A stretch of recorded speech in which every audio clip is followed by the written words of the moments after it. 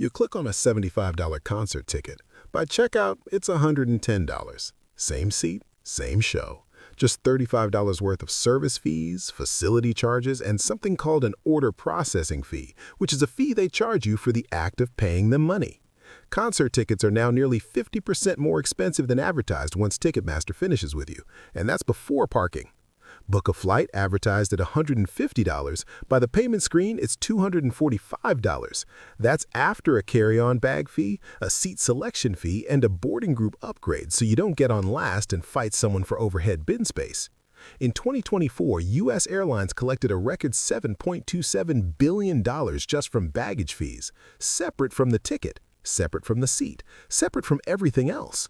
Order dinner through a delivery app and the total can be triple the menu price once the fees finish stacking up. This isn't a glitch, it isn't an accident, it's a strategy with a name: drip pricing. Show you a low number to get you interested, then reveal the real price right at the moment when walking away feels most painful. The advertised price was never meant to tell you what something costs, it was designed to get you to start. Here's how the mechanic works, because once you see it, you'll notice it everywhere. You find the ticket, you want the thing. You spend time choosing your section, your seat, your meal option, your travel dates. By the time the fees appear, you've already done 20 minutes of mental work. Abandoning the cart at that point doesn't just feel expensive, it feels like a loss. You've already committed. The fees are counting on that. A Harvard Business School study found that consumers exposed to drip pricing tend to stick with the low base price option even after being shown the inflated total and given a clear chance to switch. They anchored on the first number. The second one barely landed. This is why the fees appear late. Not because the math is complicated, not because the company forgot, because showing you the real price early would kill the sale. The checkout countdown timer, the "only 3 seats left" warning, the fact that your card is already halfway typed in, all of it is pressure applied at the exact moment the real price finally shows up. You're not a confused customer at that point, you're a target at the end of a funnel. Airlines figured this out around 2008 when American Airlines started charging for checked bags. Every other airline panicked, briefly, then they all did the same thing. And they discovered something that changed the whole industry. If you unbundle the price and hide the pieces until late in the booking process, people still buy. They might even buy more because the base fare looks cheaper when you're comparing options at the top of the page. Today, Frontier Airlines generates 62% of its total revenue not from ticket prices but from fees. The ticket is almost the loss leader. The fees are the actual product. And here's the part that should genuinely bother you. When a Senate subcommittee asked 5 major U.S. airlines how much it actually cost them to check a bag or assign a seat, all 5 gave the same answer. American, Delta, United, Frontier, and Spirit all said they don't track costs at that level of detail. They cannot tell you, or chose not to say, what the fee's actually covering. So they're charging you for something, they just won't say what, or can't. Either answer is remarkable. But airlines aren't even the most aggressive example. That would be event ticketing. Ticketmaster doesn't just add fees at checkout, it adds fees for the fees. There's a service fee, a facility charge, then an order processing fee, which apparently exists because the service fee doesn't include the service of processing your order. A $75 ticket becomes $110.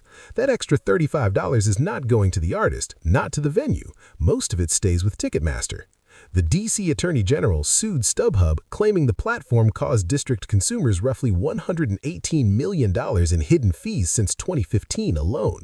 StubHub's response was essentially that their pricing is consistent with how everyone else does it, which is true. That's actually the problem. Food delivery runs the same playbook.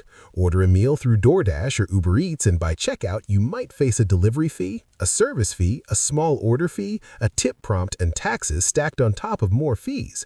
A meal you'd pick up for $18 can land at your door for $45.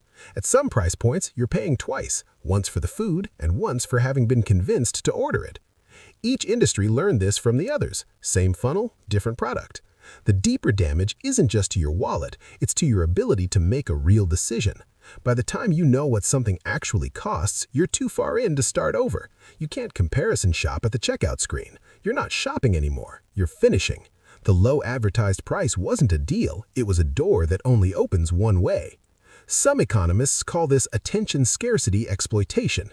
Companies compete for your attention at the top of the funnel with an artificially low number. Then they extract value at the bottom. Once your attention's locked, your time is spent, and leaving feels worse than just paying.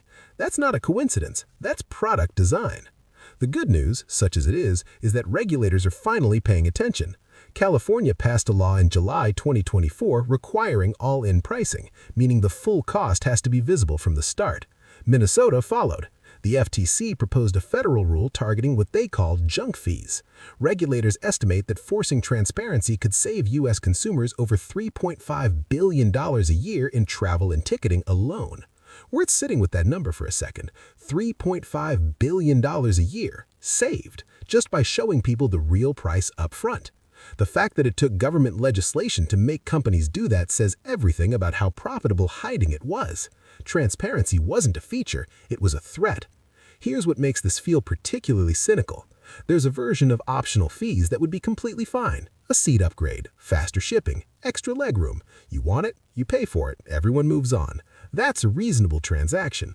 But mandatory fees for things that used to be included, a bag you always brought, a seat on the plane you already bought, the ability to sit next to your own kid on a 2-hour flight dressed up as optional extras and hidden until the end of a 20-minute checkout process, that's not giving you flexibility. That's engineering a moment where you're too committed to leave and then telling you the real price. The low number at the top gets you in the door. The fees at the bottom is where they actually make the money. The advertised price is the fiction. The checkout total is the truth. They just make sure you see the truth at the worst possible moment to do anything about it. If you've made it this far and something in this video made you want to throw your laptop across the room, that's probably a sign this channel is for you. Subscribing is free, unlike everything else we've talked about. Because that's not a broken system, that's a working one. It's just not working for you.